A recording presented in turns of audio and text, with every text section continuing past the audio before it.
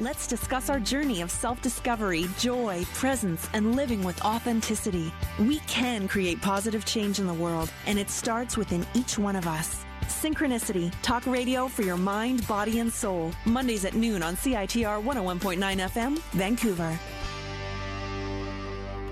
Hello and welcome to Synchronicity, talk radio for your mind, body, and soul. I'm your host, Marie Bernard, and this is CITR 101.9 FM, broadcasting live from unceded Musqueam territory on the University of British Columbia campus. Or you might also be listening online at CITR.ca, CosmicDimensions.com, EmpowerRadio.com, on the Co-Creator Network, or you might be watching or listening to this on my YouTube channel, youtube.com/spiritual show. Wherever in the world you're listening from, thank you so much for joining us today. And today, the discussion is about Mental Health Week, because today is the first day of Mental Health Week here in Canada.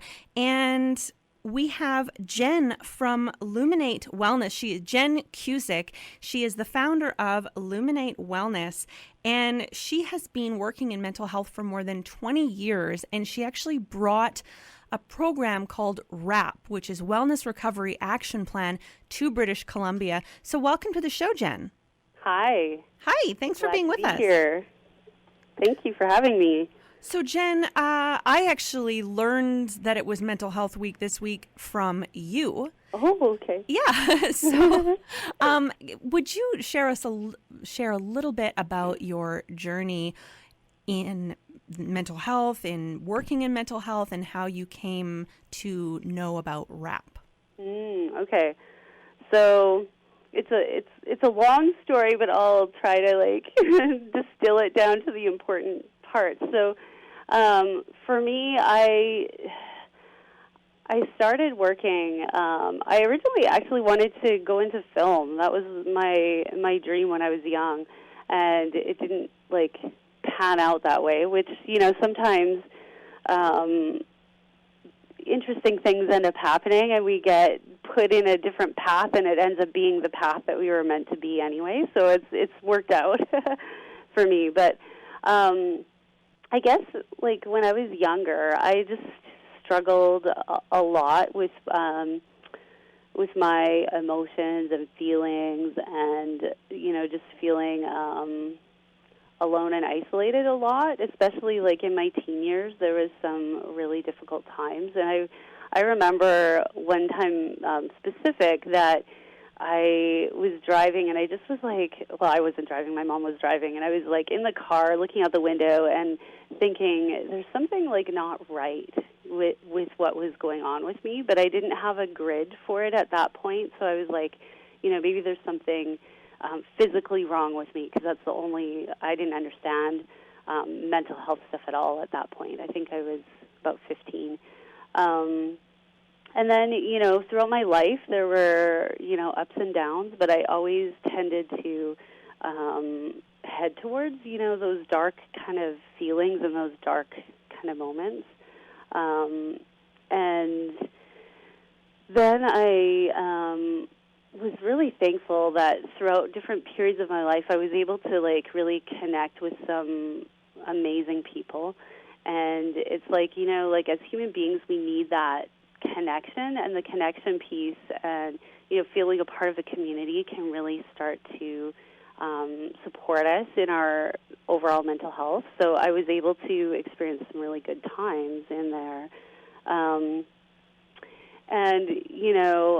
in and out of those moments when I would have my more darker times, I remember just getting out of the house sometimes was difficult, and just having that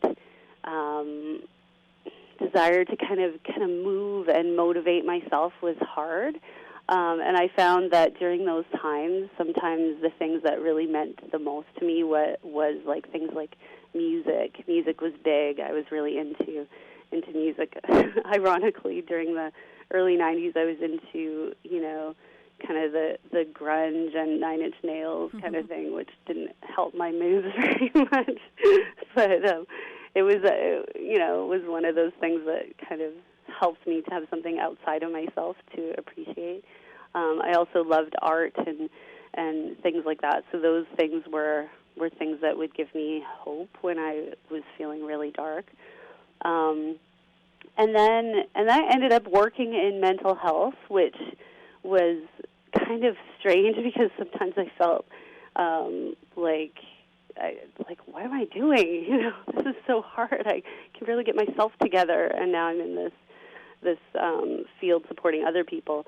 But through it, I was able to learn some amazing tools that I was able to apply to my own life, and it really supported me to learn about the important things of taking care of myself.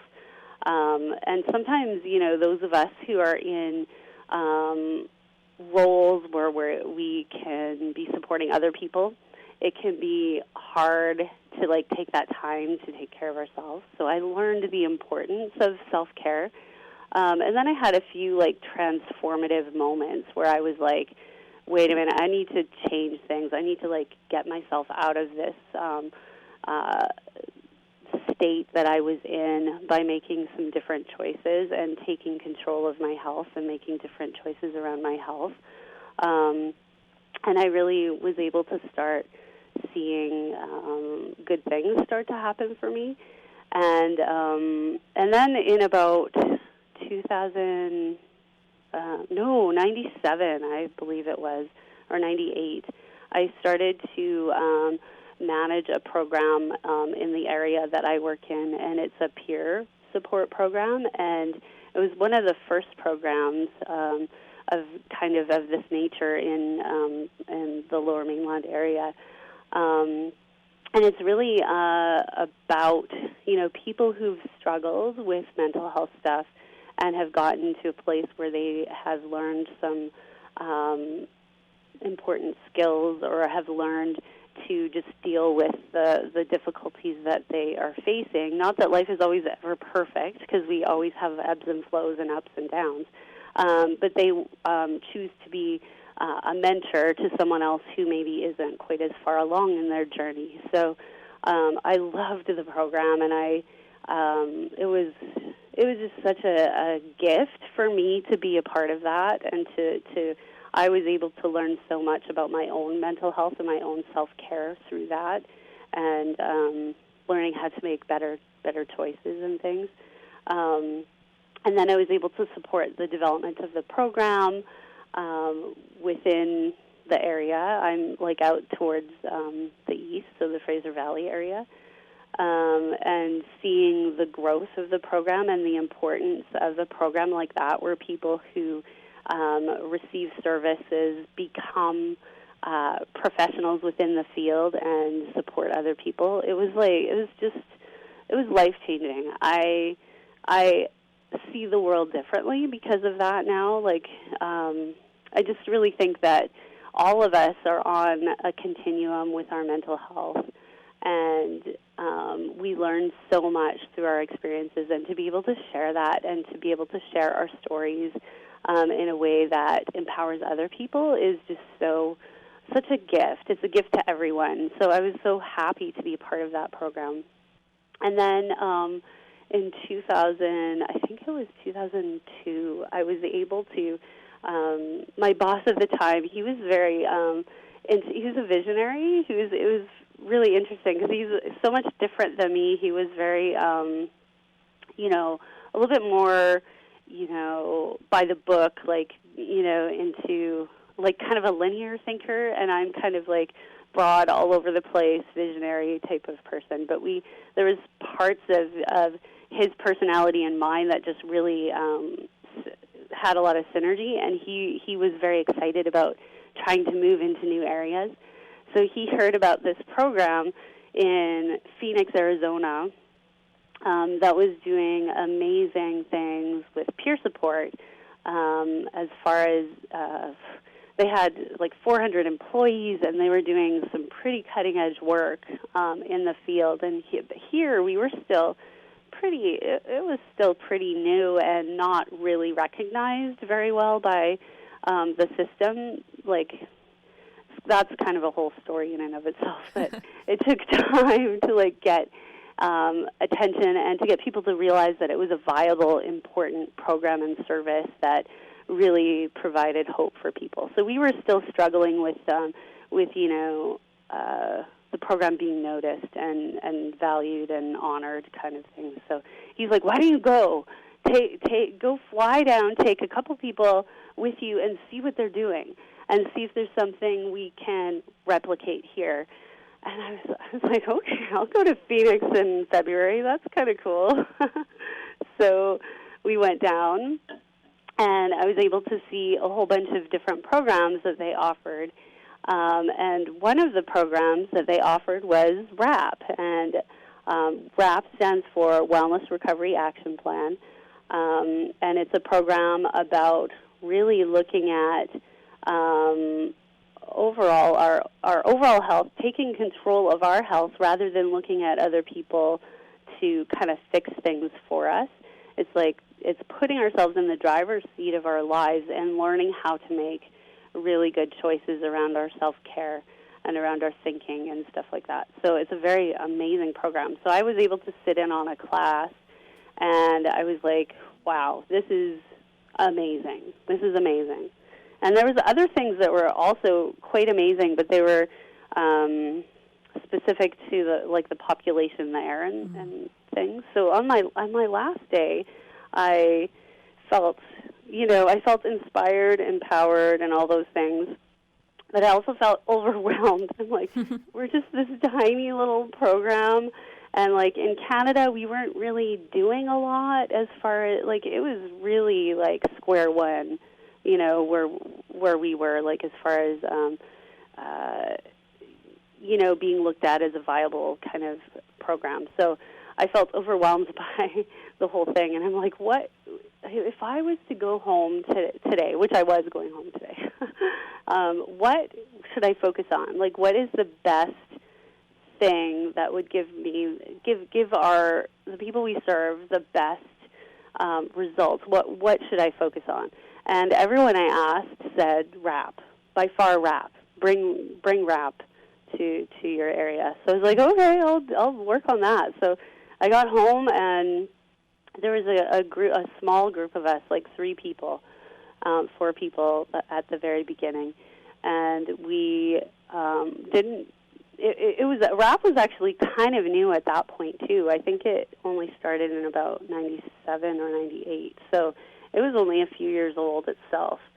So the systems weren't in place, and if they were, I didn't know about them very well. So there's a process to becoming a WRAP facilitator, and I can talk about that later. Cool. If it matters. But I didn't know about that process, so I'm like, I'm just going to do it. So I bought books, and I studied, and we just started doing groups.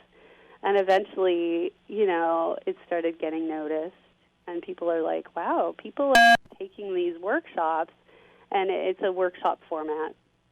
They're taking these workshops, and they're benefiting from it. They're learning from it, and people are starting to feel more hopeful and experiencing better periods of wellness. This is good. So then we started getting other people interested, and then it spread to different areas. People started doing it in Vancouver and different places around BC, and it moved to Edmonton. But before that happened, I ended up getting trained properly. We had a conference here in 2005 and had the executive director at the time of the Copeland Center, who oversees the program, came and supported us in developing the program to the place it is now. So anyway, that's how it started. And the thing that stands out for me, and actually how WRAP even started in the first place, is it's about sometimes just 1 or 2 people really just figuring out that there's a need for something and working really hard to bring it to whatever the place is. And if people catch on, it can become a movement. And now WRAP in the Lower Mainland, in BC, in Western Canada, is a movement. And there's so many people involved. It's certainly not me now. There's so many people that have just benefited from the program and have really been pioneers of rap. There's heaps of people I could mention, but awesome. Well, it's already time for a break. So oh my goodness, we talk a lot. We are speaking right now with Jenn Cusick. She is the founder of Luminate Wellness, and she teaches RAP, which is what she's been talking about, the Wellness Recovery Action Plan. She also teaches other facilitators on how to facilitate RAP workshops. And this is Synchronicity, talk radio for your mind, body, and soul. I'm your host, Marie Bernard, and we're talking about this today because it's the beginning of Mental Health Week here in Canada, so I thought it was the perfect opportunity. We'll be back with more Synchronicity in just a moment. Welcome back to Synchronicity, talk radio for your mind, body, and soul. I'm your host, Marie Bernard, and right now we're speaking with Jenn Cusick from Luminate Wellness. You can find her at luminatewellness.com. Welcome back to the show, Jenn. Hi, thank you. I got distracted. There's dogs in the building. Oh, wow. Yeah, 2 dogs. So Jenn, you were talking about RAP, which is the Wellness Recovery Action Plan, and you also mentioned how it's a peer-led program. So can you tell us a little bit about the importance or what you've seen in why peer-based programs are so effective? Well, I guess, if you know how it is when you're talking about something that's happening in your life. Like, say you're driving and you get, your car breaks down and you end up with this $1,000 bill and it's so stressful. I mean, this is a silly example, but it kind of illustrates the point a little bit.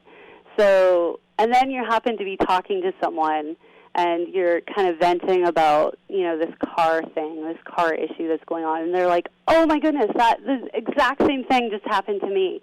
And I had this huge bill, and it's so stressful, and it's affecting all these other things, and then right away you have that connection. You're like, whoa, this person gets it. This person understands what I'm going through. Basically, that's the whole premise. Is like, sometimes when people haven't gone through something specific, similar, like not that we all have our different experiences, so no 2 experiences are exactly the same. But generally, when people have gone through something similar, there's this right away, this connection that happens that you go, wow, I'm not alone. Someone else gets this. Someone else understands, the challenges I'm facing. So that's, I think, what the most important piece of peer-based programs is. It's like that idea that we're not alone and the inspiration that can come from it, that, when you're talking to someone who's been through something similar, because like I said, no 2 experiences are the same, and have come through it. There's something inspiring and hopeful about that. So that's that's my take on that.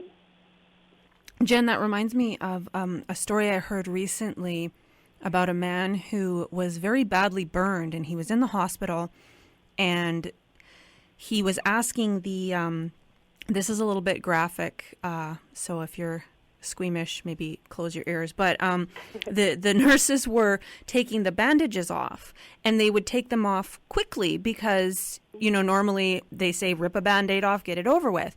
Mm-hmm. But he was begging them, please just do it slowly, because the amount of pain with a burn is like so much more intense than just ripping a Band-Aid off your skin.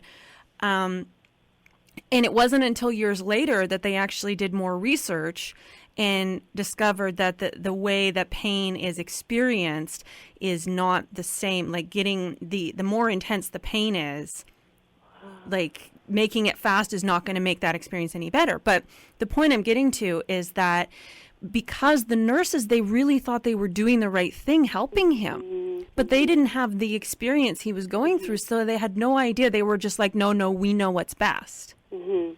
But he was saying, no, please, I know what feels better for me. You're not listening. Yeah, totally. That is a really great example, because there's so many things that when we learn about something just through a book or through even like watching someone else. It's just a different type of knowledge and a different type of awareness than when we've gone through something specifically ourselves. And I feel like anything could have like a powerful peer program, like, you know, someone who's dealt with like burns, like that would be fantastic. Or someone who has dealt with cancer, like to be paired up with someone who's also going through the same thing or has gone through it. Like how, like to just have someone to talk to that understands what it feels like to go through certain things and understands the feelings around it, is so powerful. It's so powerful and comforting in a way. So I feel like that is like the piece that's so unique. And with RAP, we, like, anyone can be a facilitator as long as they harness that piece. So whether or not someone has had like a life experience that's the same as other people, all of us generally have had really rough spots. So it's about talking about those things from a personal perspective versus like the whole advice thing. I really struggle with that. The whole idea that, you know, you need to do this because it's proven that it works. Like that whole thing is not helpful for people. When people stand up and start giving advice, it's not helpful. Whereas when it comes from, like, this is my story and this is what worked for me, there's something so much more empowering about that.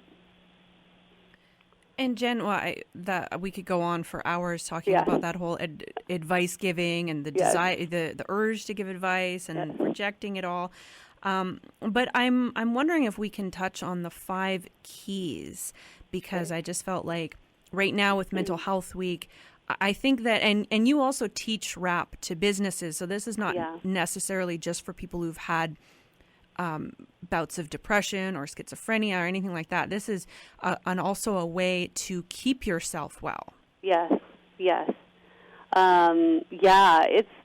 It's a very powerful way to live. I kind of describe RAP as like a way for people to learn mindful living, who maybe haven't had the experience to be able to learn that. So it's a way to kind of learn those skills. And a lot of us live life kind of on autopilot, you know, where we just kind of do life and we get overwhelmed, we get stressed.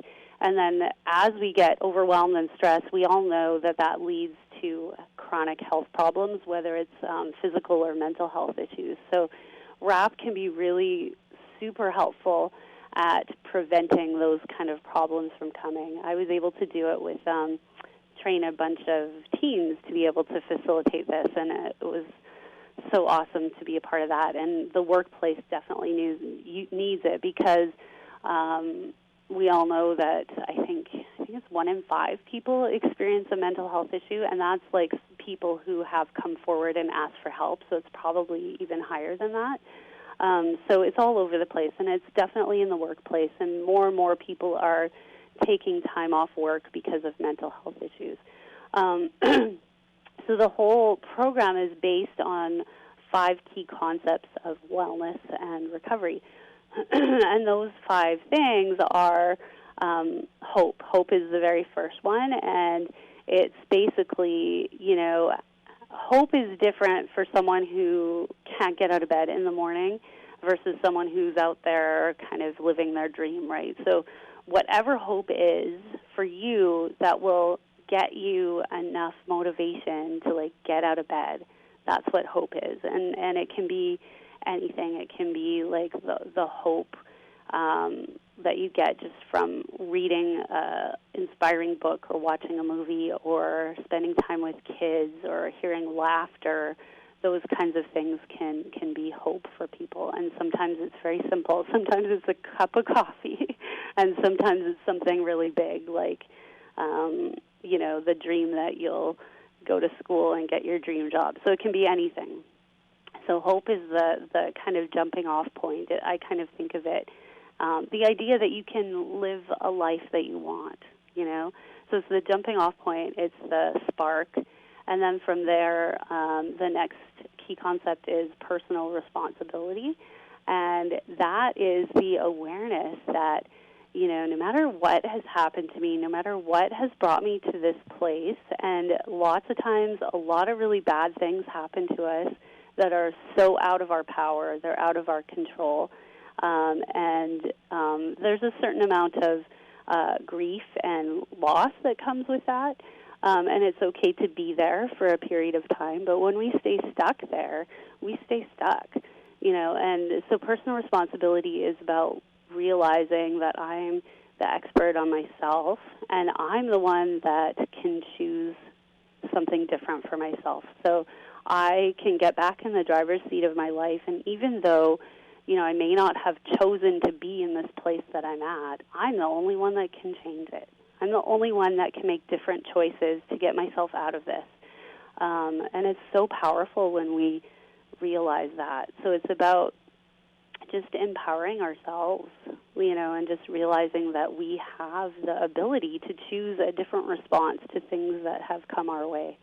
Jenn, before you move on to the next one, is there anything else you want to say about personal responsibility?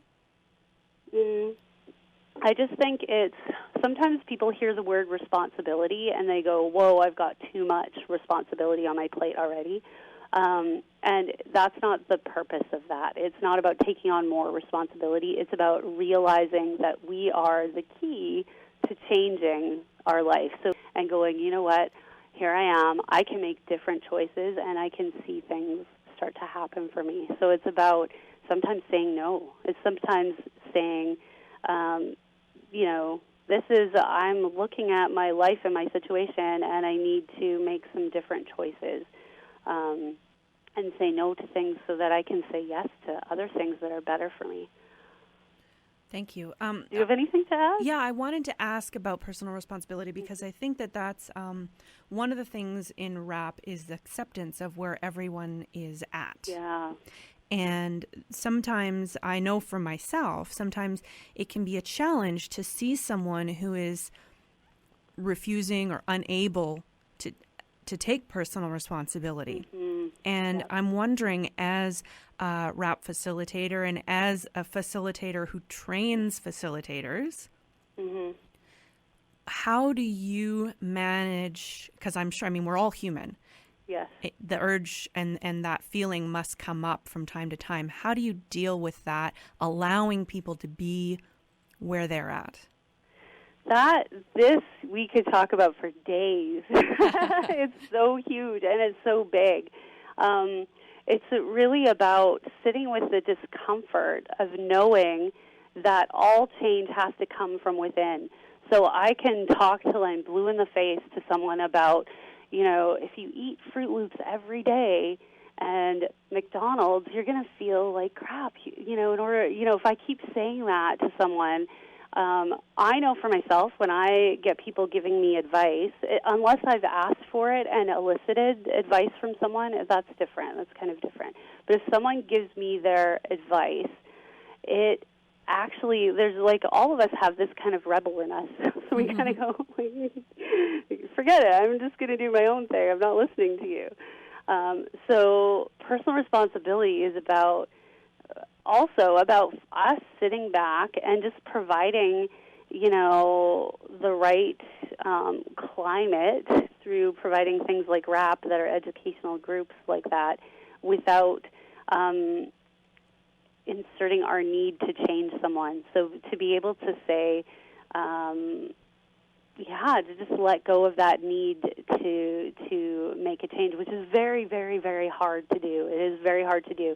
But I think once we understand that I can tell people what to do, but unless someone feels empowered to make a change themselves, it's not gonna make any difference. So I personally have changed my language around how I even I don't use advice type of language. I speak from a me perspective, so that I talk about how things have worked for me, and then if someone wants to glean something from that, that's their choice. But I don't.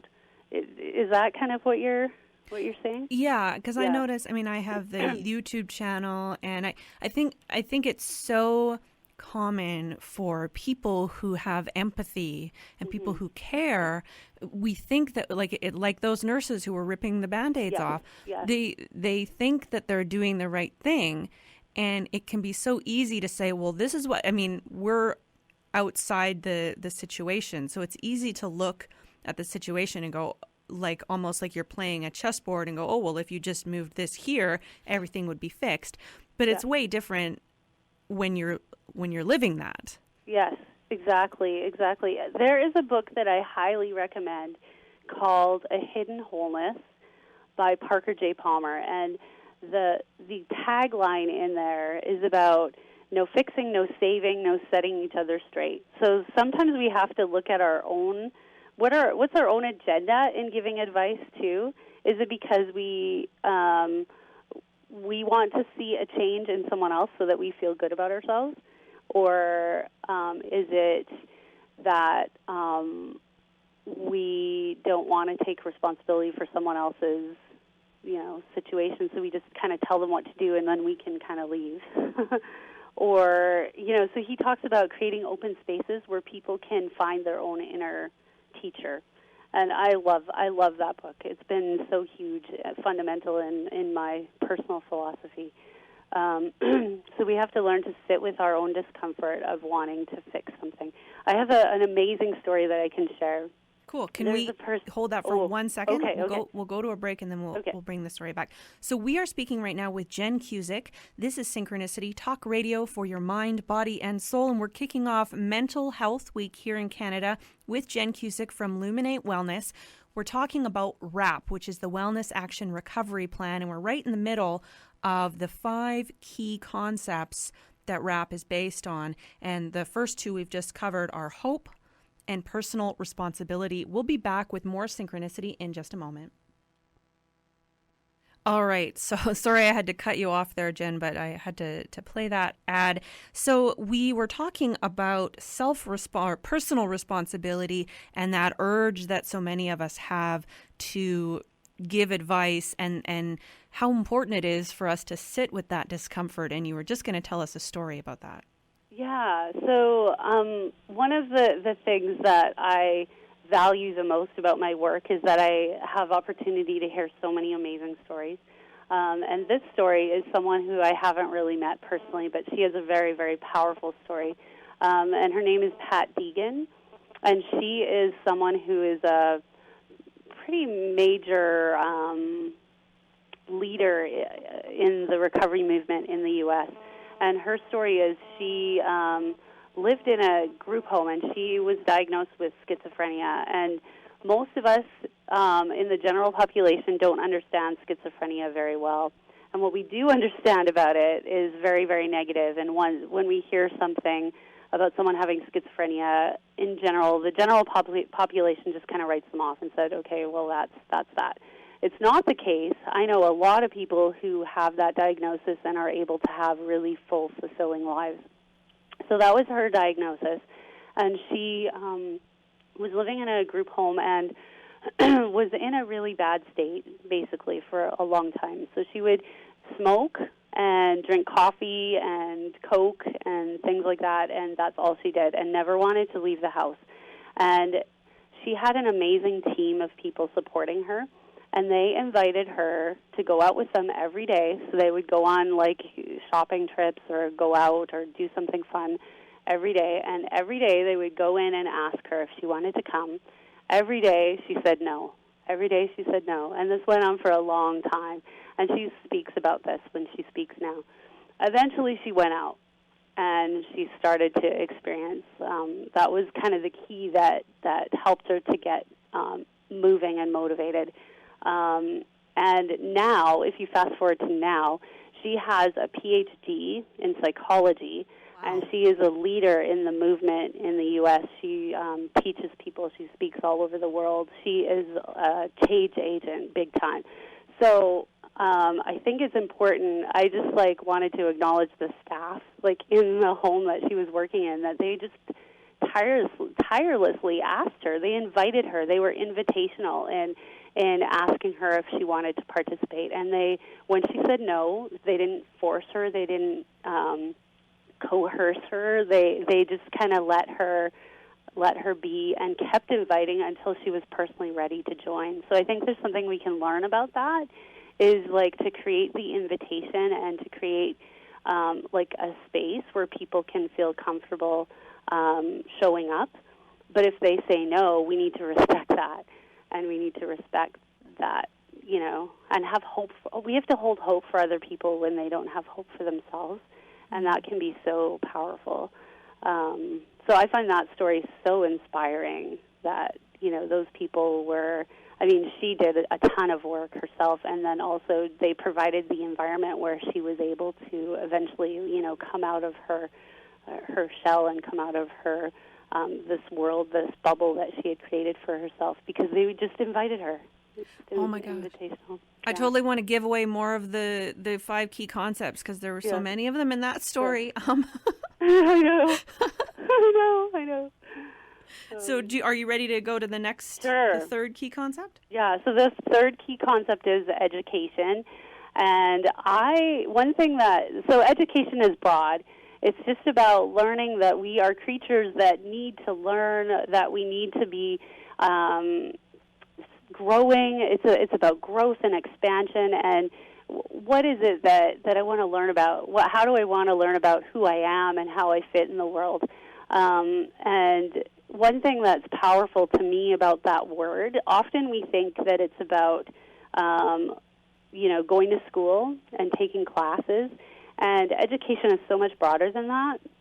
And I'm someone who likes to always find out the why, and I decided to look up the etymology of the word education, and it actually means, like the original, I think it's Latin, etymology of the word is to bring forth that which is within. So education is so broad, and it's about figuring out who am I, what makes me tick, and how do I get to know this person, you know, that is me. And it's so powerful, I think. Awesome. And that's part of taking personal responsibility is now that I see that I am capable of taking charge of my own wellness, how do I go about that? Mm-hmm. Exactly. Yeah. And so what's the next one? The next one is self-advocacy. Is that right? Yeah, self-advocacy. Yes, self-advocacy. And that is about figuring out what our needs are and learning how to go for it. And I explain when I do rap, it could be something as simple as, you know, advocating for ourselves when we order food at a restaurant that, you know, doesn't come back the way that we want it. Do we just eat it and complain in our minds, or with the people we're sitting at, eating dinner with the whole time? Or do we actually say, you know, this isn't quite the way I wanted it, and send it back? So it can be something as simple as that, or as big as advocating for ourselves with our doctors, with our employers, with family members. So it's about figuring out what my rights are, and also understanding the personal responsibility in that is huge. So if I have a right to say no to things that don't light me up, then I have to respect that someone else also has that right. So I can't be annoyed if someone says no to me, you know, so that's an important piece of the whole puzzle. But yeah, so self-advocacy is just learning how to figure out how to get what we need. Awesome. Anything to add about this? Well, I really like the point that you brought up about if we're having self-advocacy, then we also need to respect. I mean, we can feel how we feel about it, but respecting other people and what they're choosing for themselves, again, almost comes back to that self-responsibility and respecting that. I mean, we all have our own personal responsibility. And we all have our own personal needs. And if we want our needs to be respected and our boundaries to be respected, then part of that is also paying the same respect to other people. Yes. I think that is so huge. Yep. Thank you. And what's the last key? And then the last key concept is support. And I could talk about this. I'm actually thinking of doing a webinar just on support and community. It's so big, especially right now. So the idea of support is that we all need connection. We're made to live in community. We're made to need support from others. But we live in a society nowadays that is so isolated. We tend to, we live in these neighborhoods, and how many of us have never met our neighbors, and it's quite different than life was like 50 or 100 years ago. So we stay kind of in our little silos, and it's easy to get away with banking online. You do your grocery shopping online. You order food. A person can kind of stay fairly isolated. But we know that we get lit up when we're around people, when we create a connection with people, when we have that energy exchange that happens when we're with other people. It's so powerful and so huge. But how do we build that? How do we start to see that connection and that support to happen when we live in this culture that really doesn't encourage support and connection? So when we talk about that in our RAP groups, we kind of brainstorm, how can we build connection? How can we sit with the discomfort of maybe like starting up a conversation with a stranger? You know what I mean? Like it's about pushing ourselves a little bit, and also the importance of mutual support. So knowing that it's not just all about everyone else supporting me, but how am I going to support and give back to my community? So it's so important, like that need that for that support and connection, and being a part of the community is so huge. And we hear so many stories about people who, like that story I told you about Pat Deegan, like that support system was huge for her in being able to come to a place of wellness and health. And she, I was thinking of that story when you were sharing that about support, because she, at the time when she was being invited, she wasn't able to give anyone support. She wasn't supporting herself. Mm-hmm. But through that continuous and ongoing non-judgmental and accepting support, now she's able to help so many other people. Yes, so huge. Like the amount of people she's affected in her life is phenomenal. So I think sometimes when we're supporting others, it can feel really one way, but over time, and just to I think it kind of, oh man, we could seriously talk about this for a long time, but just understanding, the piece about grace and just understanding love, the love and connection for other people, and having kind of selfless attitude in it is really important when we're supporting others. And it can just have huge effects. And then once we're at a place when we're able to give back, to be able to give back in that same way is so huge. Well, and it can happen so simply. A lot of us have created great connections just, at work or through volunteering, through different things like that, community groups. And I think one of the ways I encourage people to just kind of get in the practice is to start just having a conversation with someone in the lineup at the grocery store, or getting used to,